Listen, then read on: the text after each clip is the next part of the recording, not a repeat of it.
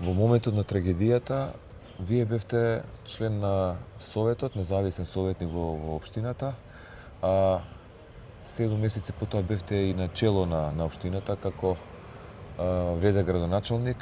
Денови ве навршуваат 1 година од големиот ужасен чин. Како гледате на сето тоа, вака од перспектива на помината, речиси 1 година? Како што кажавте, 7 месеци ВД градоначалник беа најтешкиот период за Кочани и кочанчани, бидејќи требаше да се зеземе од една несреќа која има најмногу жртви во поновата историја на Република Македонија.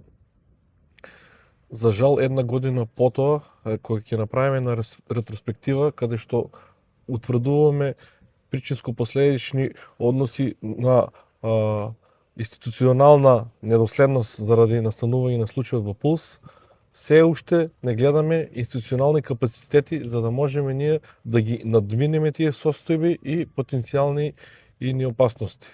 Каде кикс на институциите според вас, што не смееше да пропушта за да не се случи ваква трагедија? Институциите најпрвен имаат проблем во утврдување на своите надлежности, потоа во своите одговорности.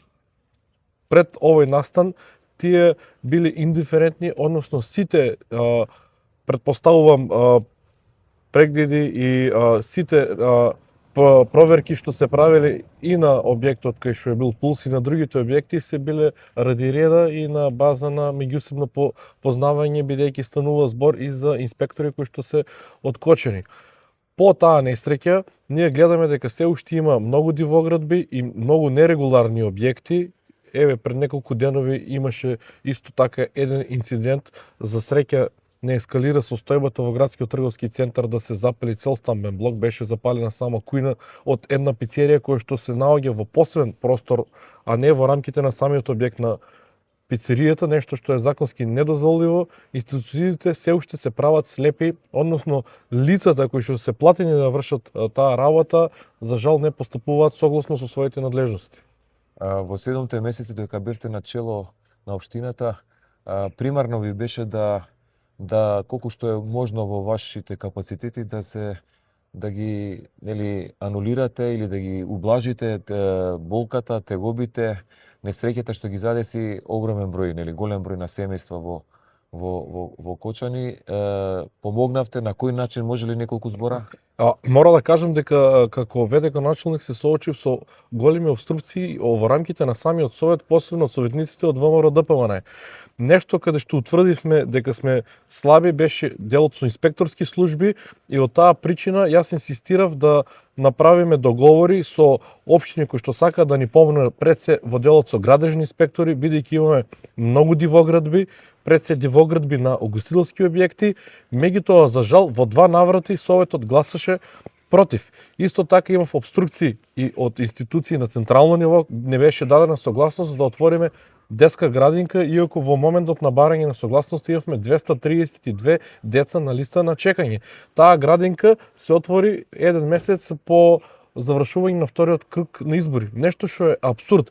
Наместо владата да помогне на секој начин како што може да помогне, за жал, како што кажав, имав обструкции и од централно ниво, меѓутоа и од локално ниво, од рамките на самите советници, посебно од ВМРО ДПМН. Како и помогнавте вие како општина на семејствата? Значи, ние како општина на семејствата, пред се на семејствата на жртвите, ми беше приоритет да покажеме дека треба да го менјаме системот, бидејќи системот ги донесе овие жртви. Ние нема да помогнеме ако се одржаваат некакви манифестации или ако се градат споменици. Само со промена на системот ние на некој начин ќе можеме да се одолжиме кон тие кои што трагично го загубија својот живот и со тоа да покажеме на сите идни генерации дека има перспектива во овој град. За жал, за да се смени системот треба да се уклучат сите. Не може само поединец, градоначалник на една општина да го менува целиот систем, бидејќи сите ние го креираме системот. Еве имате дури лице кое што го изгуби своето дете во несреќата во Пулса, е собственик на дивоградба, угостителски објекти и има кривична пријава, што е тежок апсурд. Како се живее денеска во Кочани? Животот во Кочани е се потежок од аспект и на институционална поддршка, меѓутоа и од економија, бидејќи целиот овој процес негативно се одразува пред се на малите бизниси во градот. Кочани требаше да го отвориме и да биде град каде што ќе бидат добредојдени сите од Македонија и регионот и од светот. За жал, ние не успеевме да направиме процес каде што Кочани ќе го отвориме и ќе биде топол град за сите, туку се случи обратен процес каде што Кочани стана црна дупка и сега сите го избегаваат нашиот град и се поретко доаѓаат овде, иако сме регионален центар во истокот. А младите како живеат? Младите секој со своите проблеми. За жал, немат институционална поддршка, секој чест за супорт Кочани што се труди да направи нешто и посебно во оваа прилика сакам да кажам секој чест за Друштвото Малинска, кое што доаѓа овде секоја недела и работи со младите кои што имаат сериозни трауми. Меѓутоа, не можам да бидам оптимист во поглед на младите за нивната перспектива овде. И уште на крајот една порака од вас, како што рековме, годишнина од големата ужасна трагедија, каква порака сакате да испратите? Порака до сите дека мора да го минуваме системот, да се минуваме и себе си, да го минуваме и системот, ако сакаме да направиме нешто за да Кочани и Македонија биде подобро место за живење. Доколку сите ние заедно, секој во рамките на своите можности и надлежности не придонесе за минување на системот, ќе се случуваат и нови трагедии. Благодарам многу. Благодарам и на вас.